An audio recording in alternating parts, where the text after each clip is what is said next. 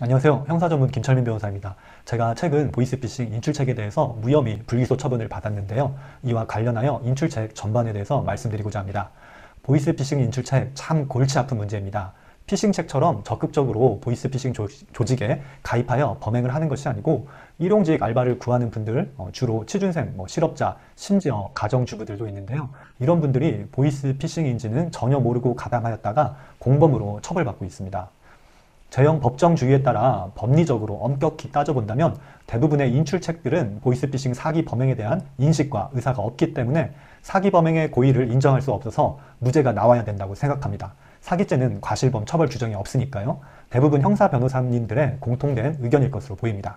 그러나 현실에서는 여러 이유로 처벌을 안 할 수가 없다 보니 미필적 고의라는 아주 예매한 법리를 광범위하게 적용하여 유죄 판결이 나오고 있고, 피해자들과 합의가 이루어지지 않으면 징역 1년에서 2년 사이의 형들이 선고되고 있습니다. 대부분 경찰에 체포되면 사전 구속영장이 발부되어 구치소에 수감된 상태로 재판을 받고 있기도 합니다. 자, 그럼 이러한 인출책에 대해서 여러 입장과 시각에서 한번 살펴보도록 하겠습니다. 먼저 인출책을 한 행위자 입장에서 살펴본다면 많이 억울할 수가 있습니다. 보이스피싱인지 알면 누가 겨우 일당 10만 원을 받고 가담하겠습니까? 인출책들은 주로 경제 형편이 좋지 않은 실직자나 가정주부들인 경우가 많은데요. 이들은 보이스피싱 조직의 구인 광고에 속아서 단순 채권 추심 등 상품 대금을 받아오는 거라든지 이런 아르바이트인 줄 알고 가담하고 있습니다. 통상 서너 번 정도 일을 하다가 경찰에 체포되어 모든 책임을 뒤집어 쓰게 되는데요. 보이스피싱 본 조직은 중국이나 필리핀에 있어서 잘 잡히지가 않습니다. 보이스피싱 조직 입장에서 인출책이란 그냥 몇 번 쓰다가 버리는 일회용 카드에 불과합니다. 쉽게 잡히다 보니 자기 조직원들을 사용하지 않습니다.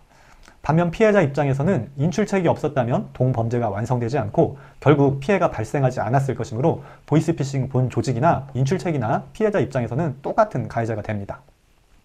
그리고 정부와 수사기관의 입장에서 보면 보이스피싱 범행의 근절 필요성, 피해자의 피해 회복 및 국민의 법감정을 두루 고려하여 보면 아무래도 처벌의 필요성이 높다고 할 것입니다.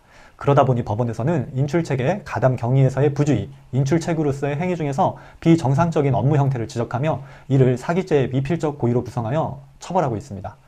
만일 범행 횟수가 1, 2회 가량이고 카톡이나 텔레그램 대화 내용으로 비추어 볼 때 보이스피싱 조직에 완전히 속아서 가담한 사정이 명백하게 드러난다면 간혹 무혐의나 무죄 판단을 받기도 합니다. 이는 아주 예외적이고 특별한 경우에 해당합니다. 제가 앞서 무혐의 처분을 받은 사례를 말씀드렸는데 이와 같은 특별한 사정에 해당합니다. 따라서 일반적인 경우 현실적인 조언을 드린다면 인출책의 경우 다소 억울하더라도 수사 과정에서 잘못을 인정하고 수사에 적극 협조하여 제명을 사기가 아닌 사기 방조로 기소되게끔 하는 것이 좋습니다. 경찰, 검찰 조사에 따라가 보면 수사관님들이 하나같이 하는 말이 있습니다. 억울함을 호소하지 않는 인출책을 본 적이 없다는 말인데요. 아무리 억울하다고 해도 대부분 사기의 공동정범으로 기소되고 있는 것이 현실입니다. 그러다 보니 인출책 사건에서의 핵심은 피해자들과의 합의에 있습니다. 인출책의 경우 금방 잡히다 보니 피해자들의 숫자가 많지 않은 것이 그 특징인데요. 제 경험상 통상 3명에서 5명 정도 피해자가 있습니다. 판사님마다 다르겠지만 인출책은 피해자 모두와 합의가 된다면 대부분 집행유예 판결을 기대해 볼 수 있습니다. 실사례를 보여드리면 1심에서 한 의뢰인이 국선 변호인을 통해서 섣불리 무죄를 주장하다가 징역 1년 6개월을 선고받고 교도소에 수감된 피고인이 있었습니다. 제가 항소심을 맡아서 피해자 3명을 모두 찾아가 합의를 진행하였고 집행유예를 받아 석방되게 되었습니다.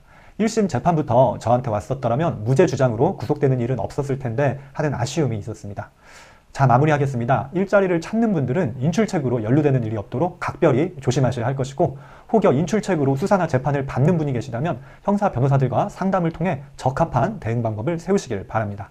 그럼 이상 형사 전문 김철민 변호사였습니다. 감사합니다.